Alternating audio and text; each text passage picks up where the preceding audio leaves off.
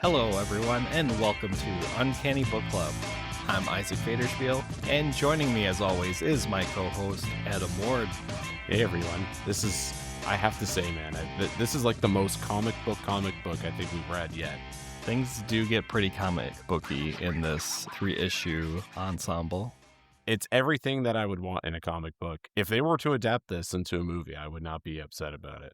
Maybe this is what the MCU will do for their upcoming X-Men movie. I think it would be very confusing to a lot of people. Just jump straight into the wagon. Well, maybe we pick it up at the carnival, you know? They're just there and Beast shows up trying to figure out who the X-Men are, and everybody in the audience will recognize who they are, and Beast will still be confused. That'll work. All right, well, in this podcast, we are exploring Chris Claremont's legendary X-Men run as we read it for the very first time. We hope you'll join us and read alongside, or just stick around for the discussion. In our previous episode, the X-Men had some much-needed downtime, and we witnessed a lot of small moments. We then saw an attempted kidnapping as the Canadian government sent James Hudson, going by Weapon Alpha, to capture and return Wolverine. He was defeated, but with a tease that the Canadians will be getting ready for round 2. We also saw Warhawk, aka Second-Rate Colossus, break into the X-Mansion and sabotage the Danger Room to make it the Extra Danger Room. The team was able to escape and Warhawk was stopped, but we don't yet know who sent him on this mission, or why. This also led to Jean Grey officially rejoining the X-Men. And finally, issue 111 followed Beast as he explored a circus looking for the X-Men, who had vanished. He discovered that Mesmero had enthralled the X-Men, but was captured in the process. Wolverine broke free and helped free Jean as well.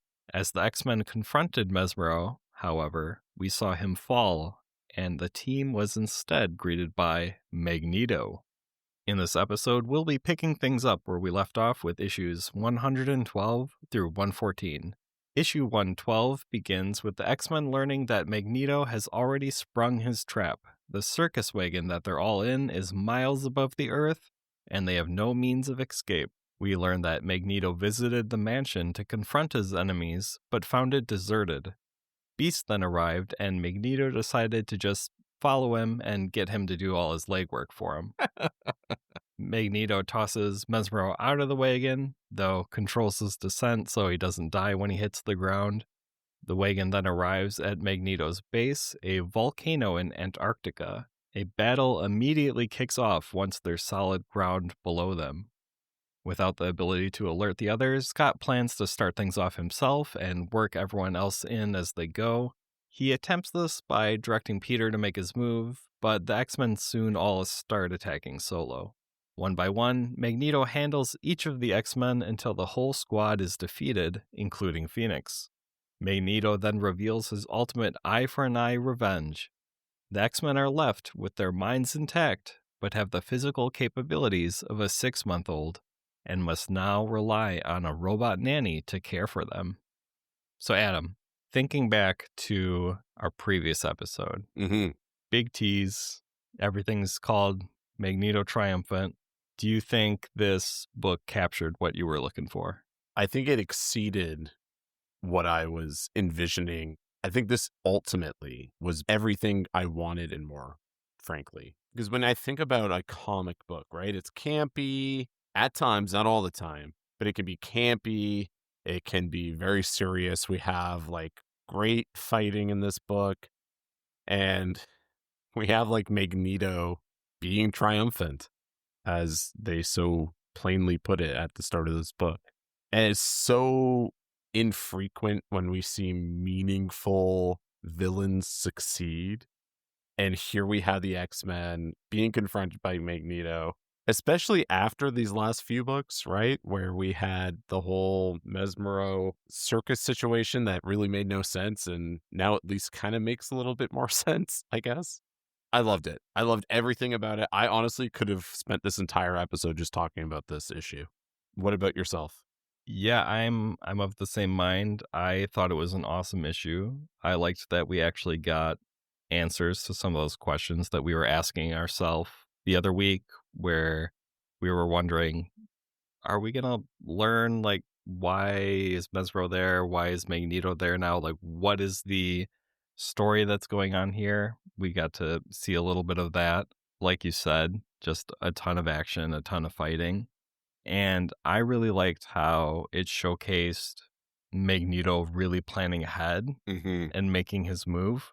It really showed him as a dual threat of, yes, he's an Omega level mutant, but he also has a very tactical mind and he sets everything up in his favor. You know, he kidnaps them essentially and is floating above the earth where they can't readily escape. And he's able to take them onto his turf where he wants them. Yeah, he definitely held all the cards in this interaction with the X-Men, right? And we see Cyclops pretty much is the only one to recognize that this is the case, right? It really speaks to Scott's leadership, especially even in this fight, right? Between him and Magneto, it was a one shot to probably really take a hold of the situation. And the inexperience of the rest of the members in fighting Magneto specifically, who Scott recognizes as being this incredible threat compared to all the other foes the X-Men have faced to this point, really speaks to the character that is Magneto. However, in the end, as we'll get to, his overconfidence is his hubris here, right? He made all these preparations. He had this big plan. I was a baby once, and now, X-Men, I can't turn you into babies, but I can make you feel like you're a baby as well as I can. Speaking of campy, like you brought up earlier, very good. Very good comic book Right? motivation for Magneto. Like, he doesn't want to kill these darn kids that have been thwarting his plans, or at least the team that has been thwarting his plans. But it does feel very mustache twirling villain of, you will now all be babies. Even the lava layer, right, adds to the camp. Like a lava layer below Antarctica. An evil base under a volcano. Yeah, it was great. And even them, a bit of happenstance, right? Like he shows up, he can't execute his plan because the X-Men aren't actually here. Charles is missing. Who shows up but Beast? Very lucky. And he just follows him all the way to the circus and figures out immediately that the X-Men are now all carnies, or at least carnival attractions. One would think it would have been easier for Beast to figure that out. Magneto has met this team just as much as he has. Yeah. Magneto's like, why is Banshee a carnival barker? I also love that the way they've drawn this, it's just Magneto, essentially a mutant terrorist, just walking around in his full outfit in the public. I have to imagine that this is just the way it's being shown to be like, here he is, and that he's in a little bit more of a disguise in actuality. Otherwise, I would kind of question, I guess, everyone around them and Beast's inability to look behind himself. We do get a little bit more mention of past campiness too, where he throws Mesmero out of the wagon. Everyone's like, oh my God, dude, you're a murderer. Wasn't this guy your friend? And we learn about this past situation from, it looks like, X-Men number 58, where there was a Magneto robot that Mesmero was working for, and that the robot had claimed to be the father of Lorna Dane. Mm-hmm. Crazy. Definitely not something real Magneto would ever do. It did kind of pop out of nowhere. And there was also a reference to some adventure that happened between Magneto and Doctor Doom and Captain America. I meant to go and look that up, but honestly, it was over like several issues, and I just didn't have the time to really dig deep into the confrontation that really prevented Magneto from showing up earlier.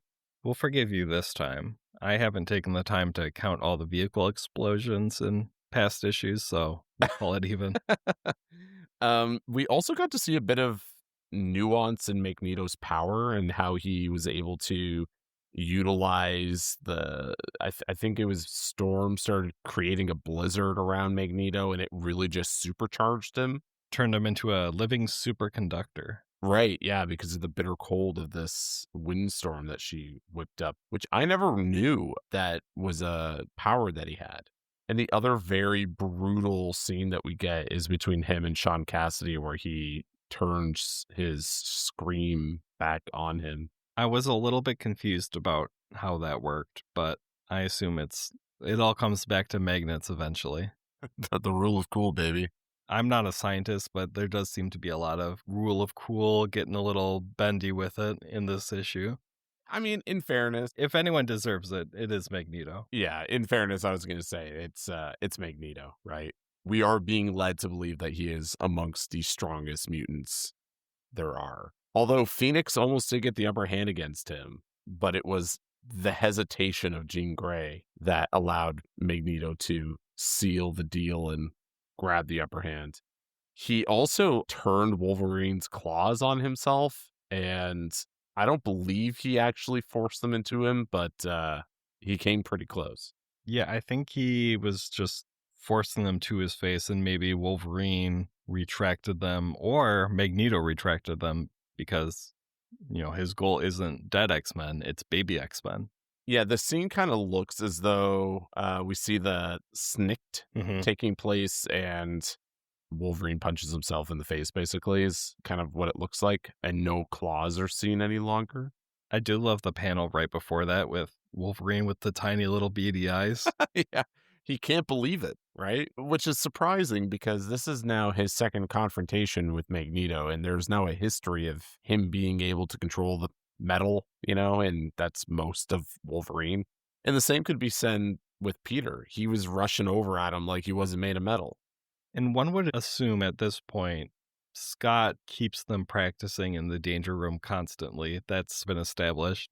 There's no chance that they haven't trained for specifically fighting Magneto. That's a very good point, because Scott is prepared, if nothing else. He's a Boy Scout. As we see him here, right? Like, he is ready as much as one can be to at least try and take on Magneto on his terms. But at the end of the day, it will prove beneficial. Just not yet. Not in this issue, anyways. We're getting into issue 113 territory, but I do really like the juxtaposition between how things go in this issue and how things go in the next one, where, spoilers, but, the turns are tabled and the X-Men instead prepare and plan ahead and are able to coordinate, and Magneto instead has to be the one reacting to them. And we also see Jean Grey, I think, really submit to Phoenix, but we can get more into that when we get into the next issue. Overall, I've really, really liked this book. As a standalone story, I would probably give this like a 10. I also recognize that we just spent a bit of time kind of poking at it, but that's us like digging deep here. It's fun to poke. At an enjoyment level, it's everything I would want in a book. It's serious enough to carry things over and bring us a relatively good arching story over the next little arc. I didn't prepare a score, but we'll call it a 9. Gotta just go with your heart in the moment, man. There's no planning involved. Needed more cats. I mean, Beast was there. He's basically like a cat. Almost. Not yet. Yeah, not yet. He's got a couple more years to go. At the start of issue 113, we see that Magneto has been busy since the X-Men's defeat and has been raiding research complexes in Australia and New Zealand. His attacks have gone unopposed as the Fantastic Four and Champions have disbanded and the Avengers are under house arrest. We see Xavier and Lilandra on vacation in Greece, but Xavier is troubled by the lack of his telepathic rapport with his students. The X-Men are still locked in their bodies, but after a couple attempts, Storm is able to free herself and the others by using a hidden lockpick. When Magneto returned to his base, the X-Men sprung an ambush, now with a lot more coordination. By linking the team telepathically via Jean Grey, Cyclops is able to orchestrate their attack much better.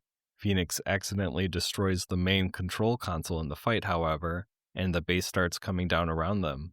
Jean and Beast get separated from the others, Magneto escapes by flying to safety, and the remaining X-Men are left behind as the roof collapses and Volcano explodes. Beast attempts to carry Jean to safety, but is soon overcome by the blizzard and collapses. So I thought This was another awesome issue and a great follow up to 112. Like I said, I really like that it built on Cyclops and the team's failure to work as a team. And we got to see the other side of the coin with them making the plan, being coordinated, having Magneto react to them instead. And I really liked that it showcased how adding a telepath, whether it's Jean or someone else, is such an invaluable addition and a strategy that really becomes a mainstay of the X-Men going forward in a lot of cases and possibly was frequently used previously before Claremont's run. Yeah, it really felt like they were a team, right? Scott being able to call the shots, Jean's providing them with a means of communication that don't give their tactics away to Magneto, really gives them the upper hand. And I felt like Jean is really beginning to take control of Phoenix, or vice versa.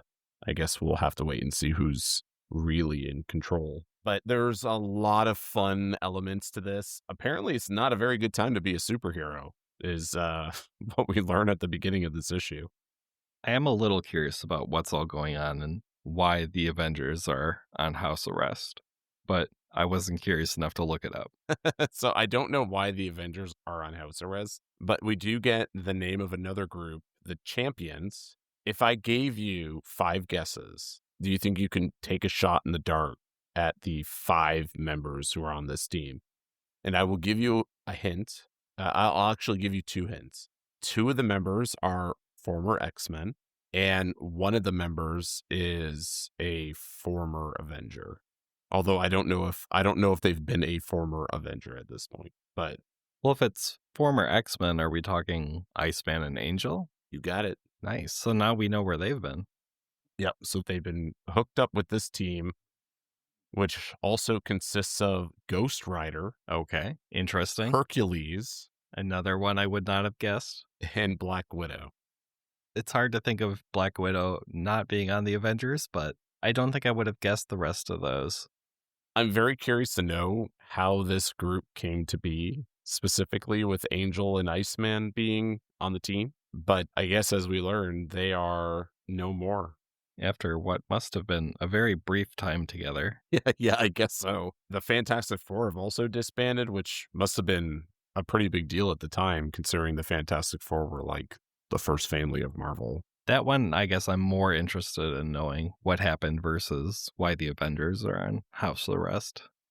Yeah, because that's probably just for like some one-off story that's taking place at the moment. But I think really fun to kind of see the overarching universe bleeding in this way, where there's like the shared continuity of amongst the stories, which I don't think we've really necessarily seen too much of that at this point, where it's been weaved in this way. Like we've seen references to other books. That guy hits like the Iron Fist. Yeah, right? Which is fun, but it's nice to kind of see, more of this being incorporated into the story. What did you think about Magneto's baby plan falling apart? It's interesting that he arrived and came to that conclusion himself, but was still surprised and not prepared for the X-Men's attack. I thought that was a nice touch of Magneto's not an idiot. He arrives, he knows something's up, tries to play it off like, oh, Nanny, what's wrong? I thought I built you better than this. But even with all that, he's still not prepared for the plan that the X-Men put together. Did you think Magneto was smart enough to make a robot? Like, he's not ever really portrayed, at least in modern day comics, he's not really portrayed as like a roboticist or a scientist. I'm assuming that this is a wholesale situation where there's a lot of robots that these evil people can buy. They don't have to be the most tech savvy to set it up, but he buys a robot in a box, like you could go to Sears and buy a house in a box, Yeah. and just assembles it himself and teaches it to be a loving mother. And I guess just has it run loose. I think that's just something that all the villains were really good at back then, building robots. Yeah. Maybe somebody had it in a classified section of a newspaper, Evil robot for sale, can be trained to take care of children. Wears French maid outfit for reasons. I mean, whatever. It's fun. It's stupid. It's campy. It works here. There's a hilarious scene of the robot force feeding Wolverine soup or some other sort of liquidy. And brushing Beast. Yeah, brushing Beast. I do like all of those. It looks like she's giving Cyclops a bath and a massage. Dude needs a massage. It's very funny. And then we get to see Storm's history of lockpicking come in again, which is wonderful to see. Mm-hmm. We know from the previous issues that we've read that Storm grew up on the streets of Cairo. She learned how to be a master lockpick and thief. And we see her pull off this needle that is in her headpiece, grab it in her mouth, and then she's trying to lockpick these very complex looking shackles that for some reason have an actual hole to lockpick, as if a key goes in there. Well, you have to be able to unlock it and open them up. Why? Magneto just can undo it with mutant power. You're thinking about this too much. Stop it. Stop it. I'm not overthinking this. It makes no sense. I mean, yeah, it makes no sense, but maybe Nanny needs to be able to take them out of their cuffs sometimes. Speaking of not making sense, and they have set this up, to be fair, a little bit, where they talked about in another past look at Storm when she was a baby, her parents were talking like, oh, she can understand us. She's very aware of her surroundings. She knows what we're saying. She knows the meaning. It is a lot to have it be believable that someone at 6 months had the dexterity of a small child. Yeah. I mean, we do see her using her appendages, like her feet. I don't know why I said appendages. That's a very weird way of putting that. She uses her feet to unlock a safe in one of these panels. And then she's also just left in a room, tied and bound. And her mentor basically says, you need to figure your way out of here or you're not my pupil. So maybe in her mind, she's just relying on that knowledge and we're getting a little bit of fudge. I mean, I'm saying this after just, really ripping into the lockpicking thing here, which, by the way, I think is really cool. It's just ridiculous to think that there's a lockpick hole. It's absolutely ridiculous. I do love that the means of escape had nothing to do with mutant powers being a factor. And I like that it pulled from Storm's already established backstory, but it's kind of it has plus and minuses, I guess, to it. I mean, it's fun. Whatever. You're It right. is fun. You're right. I'm probably getting too deep into this. It's lockpicking, man. One thing I will say, though, at this point, I do feel like we have really been focusing in on Storm backstory-wise, and at this point, it's been going on for a long time. I would say we're probably well over a year, maybe over 2 years at this point of Chris writing the comics. I think we're maybe over-focusing on Storm, despite how much I love Storm, and I would like to see some of the other people maybe have a little bit of their stories come in and given a chance to shine some. I don't disagree with you. That is good perspective to think about how infrequently this was being released compared to how we're consuming it. So to go 2 years, for example, if that is the case, that's a long time, man. Like, it's not a lot of books, like, very clearly, but that's still a long time to, if you're reading this in the moment and only getting like these breadcrumbs that, are coming out. And I guess that is done deliberately to keep you coming back. But, and I wrote this down in my notes, it is clear that Storm is the greatest of the X-Men because she's getting all this time and attention and she's being able to get them out of these situations repeatedly and ends up being the defining person who is able to get them out of these tricky situations. And we see it time and time and time and again. This time it's lockpicking, which, as you said, has nothing to do with your mutant powers. But we've also seen her being the crux of several other conflicts where she's able to overcome great odds compared to the rest of the other members to get a hold of the situation. And the one thing that really was a detriment to her, which was her claustrophobia, we have seen incredible growth around and have actually seen her work on getting over it. So we've already had like sort of a full circle moment for her, which is wonderful and like great character development. But I would like to see more about Peter and Kurt, like what's going on in their backgrounds. They're both really cool looking characters. Now I'm suspending what I obviously know about them at this point, but I want to know more about them because they're so interesting. Mm-hmm. So give it to me, Chris. Give me the Nightcrawler backstory that we all want to know. I'm currently looking at this panel of all of the members of the X-Men, and it's depicting the mind meld that's kind of happening here. You can see Jean Grey outlined in the background in these like bright yellows and oranges to depict the Phoenix, and it's just really cool seeing the way that they're communicating illustrated in this way. I do love the drawing. The one thing that it's very off-putting, the teeth are weird. You know what? I actually found that very hard to look at as well. And honestly, I don't know that I necessarily saw it on first look, and then I looked down and I can't unsee it now. Yeah, it's scary. It's just kind of scary, like an infant's X-ray, and you see how all their teeth are assembled, and you realize that your child is a monster.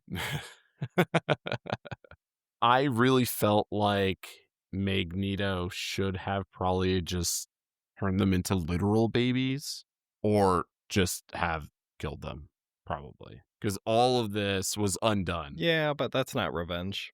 Well, I mean, it is. It's just not the revenge he wants. He wants to lord it over them. He's an eye for an eye, man. But he's not morally better than the X-Men. I guess maybe that's the point that he's trying to make, is that he is, but on paper he is not, right? Like, he is a villain, so do it.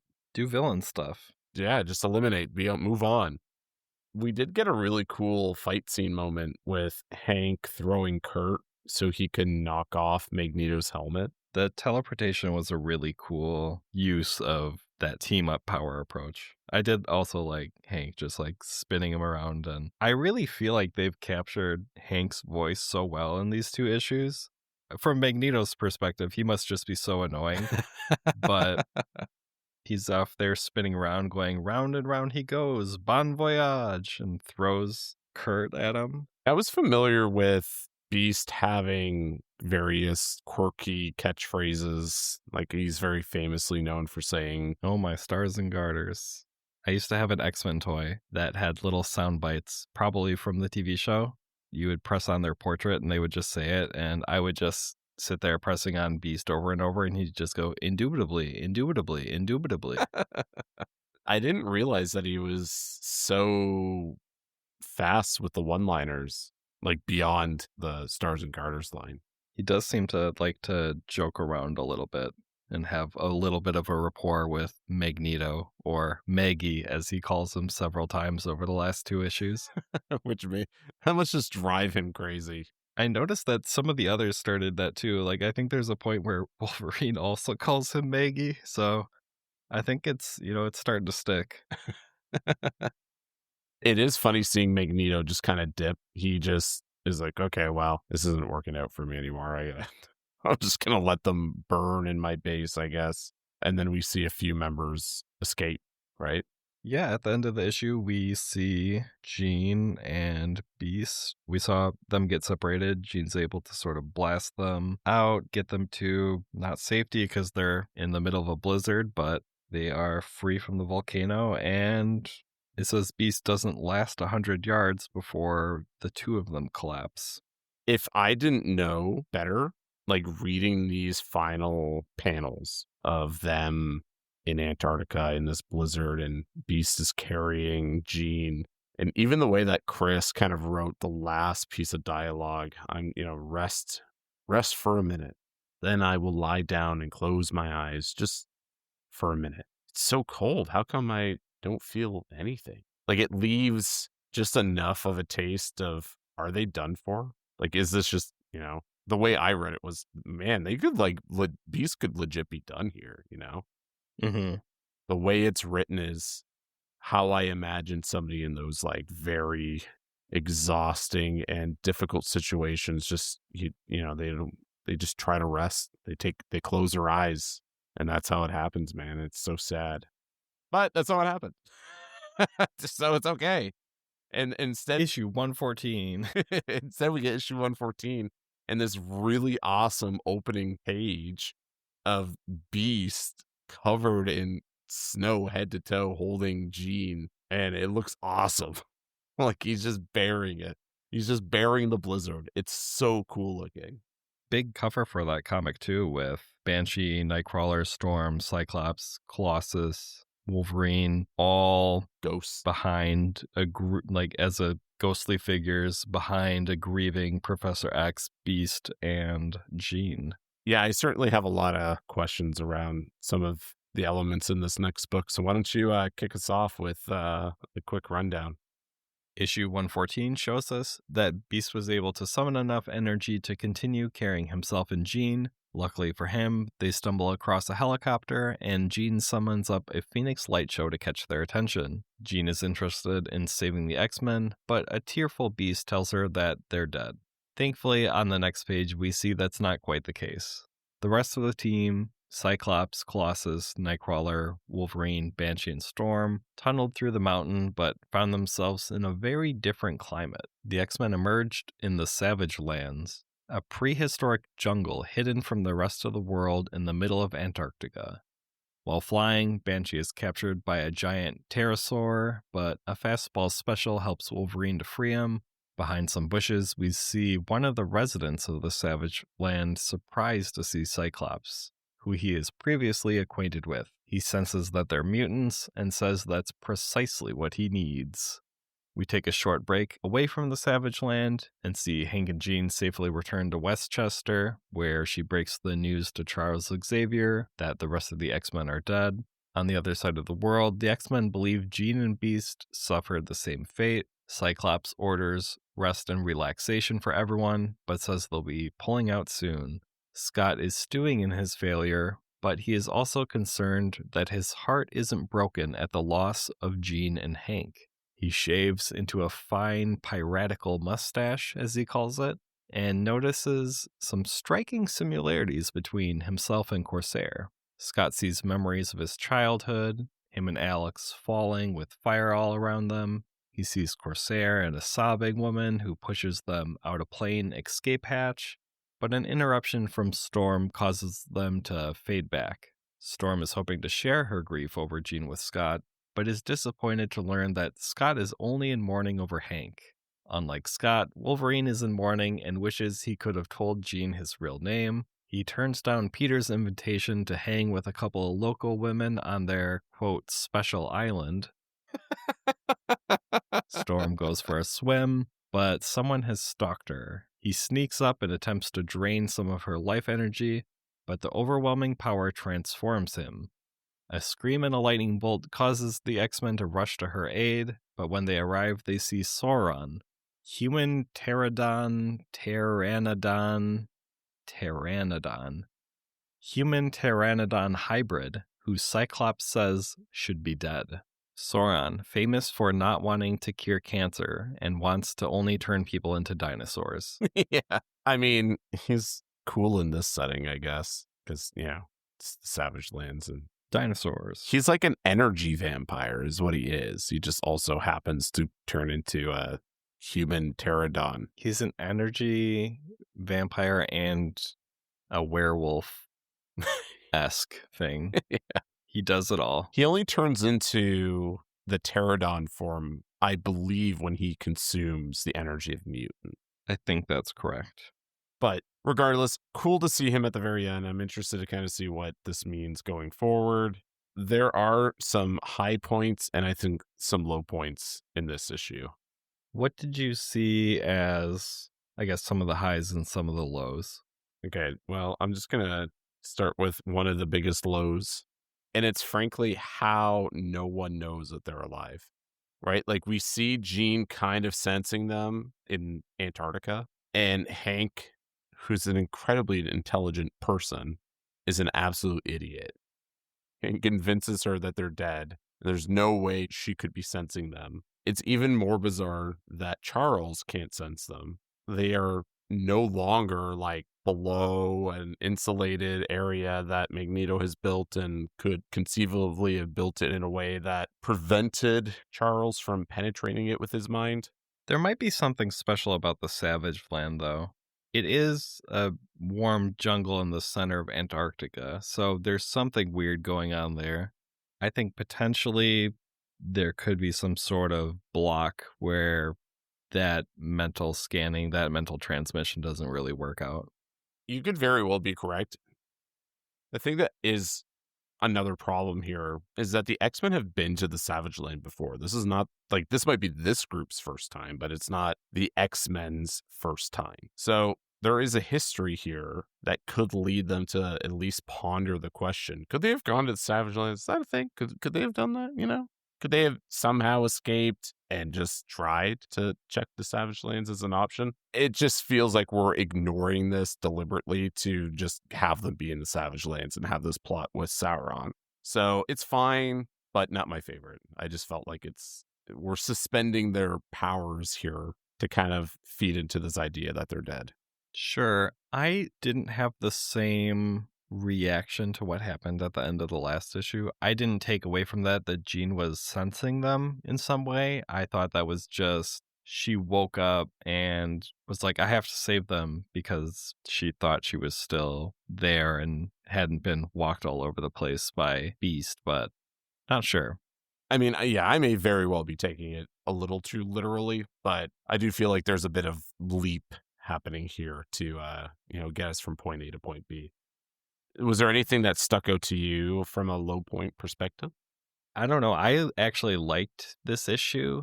I don't really have anything that necessarily was like, this is a low point. I thought that they've really nailed down when to let the story breathe a little.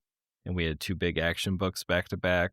And now we're taking another pause. We're able to check in on where everyone is, how they're doing. It feels like to me that we've fully transitioned into this being a cohesive story Mm-hmm. versus maybe at the start it was more a collection of stories of here's what happened this month and then here's what happened 2 months later. I actually agree with all of what you said, minus my gripes that I had. This does feel like a cohesive story. I actually really liked a lot of the character growth that we had in this book. We see Logan suffering this heartache, and it's really put into perspective because Scott is questioning why he doesn't feel the same way Logan does. And part of this might actually be, well, Scott isn't feeling grief because maybe deep down he knows that Jean's still alive, right? Maybe he just knows. And, because he isn't really processing it in a logical way, he's having this questioning of, like, why do I not feel this? Why am I not sad that she's gone? That's one thing that I'm really interested in seeing how it resolves. Like, what exactly is going on here? Is Scott in shock? Is he mentally avoiding the reality of his situation? Does he not love Jean? Mainly he probably just needs a therapist. He needs to work this out, but I'm interested in seeing what does this eventual reunion of Jean and Scott look like? My personal opinion of it is I think Scott, especially after the conversation with Storm, where Storm is basically like, Jean is growing up, man, and you can either grow up with her, but she is not the girl that she used to be. She is a strong woman who has gone through a ton of stuff, and she may have changed, but she's still Jean, and you can either accept that or you can continue to kind of wallow and think that you've lost this girl that you were in love with when you were, a teenager. Yeah, in my notes, I wrote down Scott and Storm interaction, parentheses, she murders him with words. I mean, that is essentially what happened, but I think it was a very important truth bomb that he needed to hear. Absolutely. He's essentially grieving this memory of Jean, of how she used to be. And we've seen him over the last couple of issues really kind of coming to terms with this idea that, okay, things are not as they used to be. Like, what's going on here? Like, things used to be so smooth between Jean and I, and now I don't even feel like we're together anymore. I said this last time, talk to your partner, man. Like, I know he hasn't had the opportunity. I'm assuming there's been some some time to talk that we haven't seen. Well, they were kidnapped and in a circus for who knows how long. There was dust all over the mansion. I don't know. But all I'm saying is that a lot of these issues can be resolved by having a simple conversation. My hope is that this is going to result with Scott letting her go, admitting that things are different now. Like, you can still love somebody, but have to walk away and let them figure out what they need to figure out. So that's my hope. And at the same time, I hope that Logan and Jean get together. I want to stand that relationship, man. I think Scott and Jean will probably just talk it out eventually. They need a big fight or something, but I don't know. We also get this revelation of Scott coming to this conclusion that Corsair is his father, which it simply took him getting a mustache to make that connection. A mustache can do wonders for a man. And I think we end with him keeping it, huh? Well, looking at where the issue ends, he does take the time, hopefully before Storm cries out, and not after, to finish shaving and suits up. So, R.I.P. Scott's mustache. I mean, it's very funny that Scott has so much stubble already. Like, he has this big 5 o'clock shadow that required him to shave. But then you look at Wolverine, who is as hairy as he should be, but his face is the same. He just Well, maybe he's been shaving, though. I mean, I guess he has essentially a razor built into his hand. He's been doing a lot of upkeep. He's sewing his uniform. It's sewing his uniform. And this is all after, by the way, which we totally jumped over. My apologies. This awesome fight scene that the X-Men get into with a giant pterodon. And we see Peter fastball special Wolverine at the pterosaur, and he just carves it up in the air. And it is probably the coolest thing that we've seen Wolverine kill at this point. Probably the only thing probably that we've seen him kill, but very awesome. He even says it, but it's been a while since he's been able to cut loose and really just carve something up. So it's nice that he was able to get some of that anger out, I guess. He was just a baby, essentially, for who knows how long, being force-fed mush by Nanny. So I, too, can relate to Wolverine's frustration. And I hope that Peter can have a lovely time off at the Special Island? Yeah, with these locals.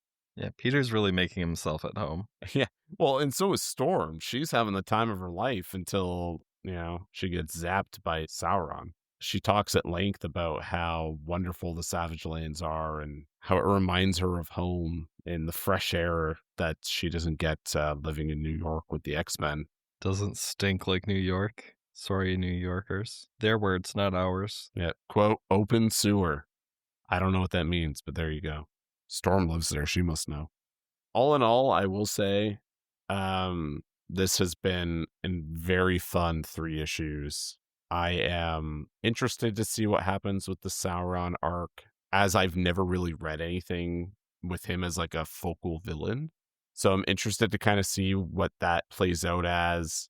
I really kind of just know him from the meme of not wanting to cure cancer. It's a good meme. It is very good. So I'm excited to kind of see him play out, what this means. Maybe we'll get some more dinosaurs, which I love. And I guess what is next? Because to me, this is us coming down from the story with, them being kidnapped and Magneto and all that. And I really want to see where this is about to go beyond Sauron. So give it to me, Chris. And give me some Nightcrawler backstory, man. I want it. I know it's possible. Just give us some more love of the other characters. So what do you have for a score out of 10 for looking at these 3 as a whole? I'm already on record giving the first issue a 10. So I think I would probably give overall a 9, despite what I've complained about this last issue. But overall, everything has been really fun. It's been what I would have come to expect from a comic book. And as you said, it's really nice seeing this continued story play out where everything feels cohesive and meaningful. Because I wasn't sure how things were going to go coming out of the circus situation, and to see it meld directly into the next story piece. And that story piece being a 10 out of 10 in my book really makes every issue feel meaningful. So even while, I might have a complaint here or there with this latest issue with Sauron, it makes me at least hopeful that regardless of the problems I'm personally experiencing, those can be rectified with meaningful storytelling in the next issue or the issue after that, and it will all make sense and be for something. So that's my hope. Let's keep the momentum going forward, and hopefully we can get some more 10 out of 10 issues. What would you give it? Yeah, so I thought it was a very solid 3 issues. I think we're in an interesting place where Jean, Beast, Xavier, they think the X-Men are dead. The rest of the team thinks that Jean and Beast are dead. Really interested in seeing what that reunion looks like, and I hope that going forward until we get there, we continue to get perspectives and stories from both groups. To me, it felt like a really well-earned partial victory for the X-Men over Magneto versus just they win because plot kind of a moment. We had the 2 issues of big action, one that was a little bit more downtime where we got to check in on where people are mentally and emotionally, similar to the first 2 issues that we covered last episode. But it still really advanced the story and provided an immediate setup for what comes next. So, that said, I'm sitting at 8.5 out of 10. Woo!